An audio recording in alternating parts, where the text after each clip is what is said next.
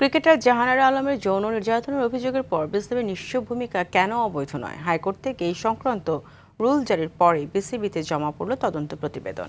Bangladesh cricket board থেকে জানানো হয়, গেল ৩১ জানুয়ারি শেষ হয় তদন্ত কার্যক্রম। তদন্ত কমিটির প্রধান তারিক উল হাকিম প্রতিবেদন তুলে দেন বোর্ড সভাপতি আমিনুল ইসলাম বুলবুলের হাতে।